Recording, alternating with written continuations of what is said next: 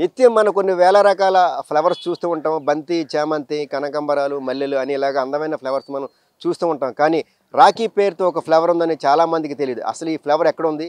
దీనికి సంబంధించిన చరిత్ర ఏంటనేది కూడా మనం తెలుసుకునే ప్రయత్నం చేద్దాం.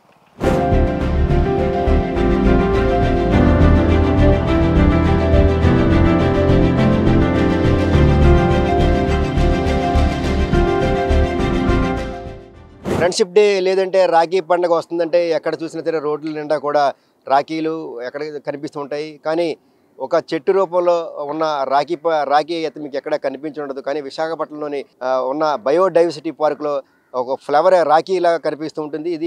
దీన్ని జనరల్గా అయితే ప్రపంచవ్యాప్తంగా ప్యాషన్ ఫ్లవర్ అంటూ ఉంటారు. ఇది విశాఖపట్నంలోని బయోడైవర్సిటీ పార్క్లో కనిపిస్తుంది. ఇక్కడ మనం ప్రస్తుతం చూడవచ్చు.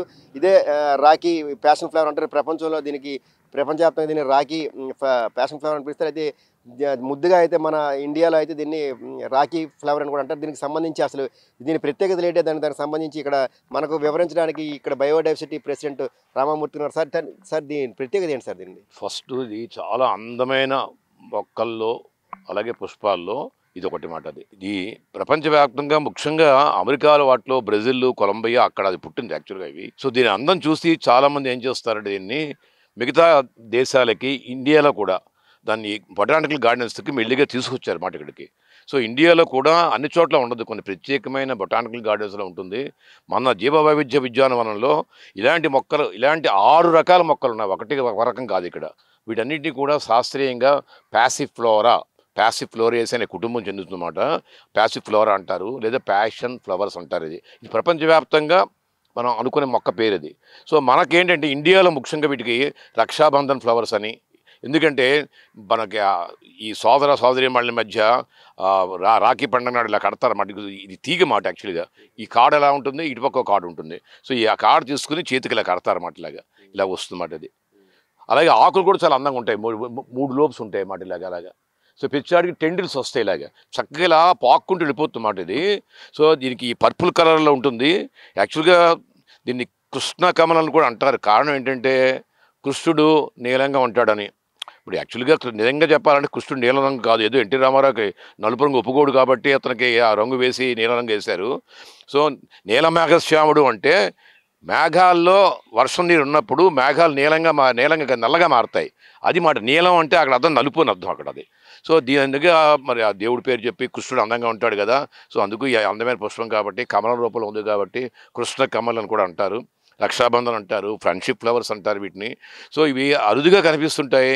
సో మేమేం చెప్తామంటే ఇంత అందమైన పుష్పాలని మనం, ఈ తీగల్ని మనం పెంచగలిగితే ఈ ప్లాస్టిక్ మనకి ఫ్రెండ్షిప్ రోజుల్లో మనకి రకరకాల ప్లాస్టిక్ బ్యాండ్స్ వేస్తారు. రక్షాబంధంలో రకరకాల ప్లాస్టిక్ వాడతారు. అసలు ప్రపంచం మొత్తానికి అంతరికి కూడా ఇప్పుడు మనకి ఎనిమి ఎవరంటే ప్లాస్టిక్కే. ఆ 2 రోజుల తర్వాత పోతుంది, కరగదు అది. సో ఇలాంటి పెంచుకుంటే వాతావరణం ఆహ్లాదంగా మారుతుంది, మంచి ఆక్సిజన్ వస్తుంది, చూడడానికి మనసంతో ఉల్లాసంగా ఉంటుంది, ప్రశాంతంగా ఉంటుంది అన్నమాట అది. సో అందుకు దీంట్లో ఎన్నో ముఖ్యమైన లక్షణాలు ఉన్నాయన్నమాట దీంట్లో. అంటే ఇలాంటి ఫ్లవర్స్ చూస్తే మీకు ఏదో సొగసు చూడతరమా, అందము చూడవయ్యా, ఆనందించవయ్యా, a thing of beauty the joy forever అంటారు. సో ఇలాగ అన్నీ అనుకుంటాం అన్నమాట అది. సో మనం దీన్ని మేము చేస్తామంటే మా విద్యార్థులకి ఎలా పెంచడమో చెప్తాం. ఇక్కడ 6 రకాల మొక్కలు ఉంటాయి. సో ఈ ప్రాపగేషన్ కూడా చెప్తాం మాట వాళ్ళకి. ఇది ఈ డాల్ఫిన్ నేచర్ కన్జర్వేషన్ సొసైటీలో పిల్లలందరికీ, డిగ్రీ పిల్లలందరికీ కూడా వాళ్ళకి ఇంటర్న్షిప్ ప్రోగ్రామ్స్ కూడా మేము చేస్తాం మాట అది. సో ఇది ఈ ఫ్లవర్ యొక్క ప్రత్యేకత అది. సార్ దీనికి ఏమైనా లక్షణాలు ఏమైనా సార్? దీనికి క్వాలిటీస్ అంటే లక్షణాలు అంటే ఈ ఫ్లవర్ అందం ఏంటంటే రక్షపత్రాలు, ఆకర్షణ పత్రాలు చూడండి. ఇక్కడ ఈ ఆకర్షణ పత్రాలు అంతా స్ప్రింగ్లా ఉండి ఇలాగ మనకి ఉంగరాల జుత్తు ఉండే చూసా, ఉంగరాల జుత్తు వాడి అంటే అలాగ ఉంటుంది. అలాగా కేలాగ్రం ఉంటుంది పైకి ఇలాగా. సో ఈ పుష్పం యొక్క ప్యాటర్న్ చూడండి, ఇలా చూస్తే ఒక రకంగా కనిపిస్తుంది. అమరిక విధానం అంటే రక్షపత్రాలు, ఆకర్షణ పత్రాలు మనకి పరాగ సంపర్కం చెబుతున్న పురుష భాగాలు, స్త్రీ భాగాలు ఇవన్నీ కూడా అంటాం. ఈ పపరి ఇవన్నీ కూడా ప్రత్యేకమైన అమరికలు కలిగి ఉంటాయి. తర్వాత వీటికి ఫ్రూట్స్ కూడా వస్తాయి. ఆ ఫ్రూట్స్ ఎడిబుల్ ఫ్రూట్స్ అవి. వాటి చాలా మెడిసినల్ వాల్యూస్ కూడా ఉన్నాయి. ముఖ్యంగా పళ్ళ రసం తీసుకుంటే చలువ చేస్తుంది ఒకటి. తర్వాత హెర్బల్ మెడిసిన్, ఈ ఆయుర్వేద, సిద్ధినా అనే వాటిలో ఈ ప్యాషన్ ఫ్లవర్స్ని కూడా వాడతారు అన్నమాట. అది మొత్తం మీద చూస్తే ఈ ప్యాషన్ ఫ్లవర్ చాలా అందంగా ఉంది. అసలు చూడటానికి కూడా చాలా అందంగా ఉంది. రకరకాల దీనికి ఉన్న కాడలతో ఈ విధంగా కూడా రాఖీలాగా కూడా కట్టుకోవచ్చని కూడా ఇక ఏదైతే బయోడైవర్సిటీ ఇక్కడ ఈ పార్క్ సంబంధించిన ప్రెసిడెంట్ రామమూర్తి గారు అయితే స్పష్టం చేస్తున్నారు.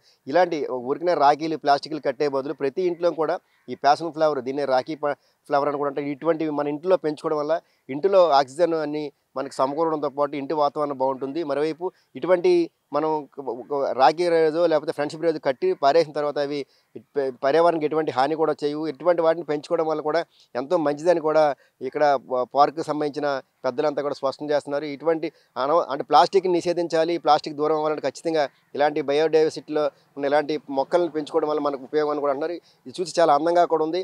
రాఖీ పండగకి లేదంటే ఫ్రెండ్షిప్ డేకి ఇటువంటి వాటిని ఇంట్లో పెంచుకొని కట్టుకోవడం వల్ల మన ఇంట్లో మన పర్యావరణాన్ని పెంచడం, మనకు ఆహ్లాదకరమైన వాతావరణంలో ఉండడంతో పాటు ఆక్సిజన్ పొందడంతో పాటు దీనికి ఉన్న కొన్ని మౌలికమైన లక్షణాలు కూడా ఉన్నాయి. దీనికి పళ్ళు కూడా కాస్తే వాటిని మనం జ్యూస్లా చేసుకుని తాగడం వల్ల చలువ కూడా చేస్తుందని కూడా ఎవరైతే ఇక్కడ ప్రెసిడెంట్ ఉన్నారో బయోడైవర్సిటీ అతను కూడా స్పష్టం చేస్తున్నారు. మొత్తం మీద చూస్తే ఇప్పుడు ప్రతి ఒక్కరిని ఈ పార్క్ బయోడైవర్సిటీలో పార్కులో ఉన్న ప్రతి ఒక్కరిని కూడా ఈ ప్యాషన్ ఫ్లవర్ అయితే ఏదైతే రాఖీ ఫ్లవర్ ఉందో ప్రతి ఒక్కరిని కూడా ఆకర్షిస్తుందని కూడా చెప్పవచ్చు. వీడియో జర్నలిస్ట్ సత్యతోరాము, VBC 1 టీవీ, విశాఖపట్నం.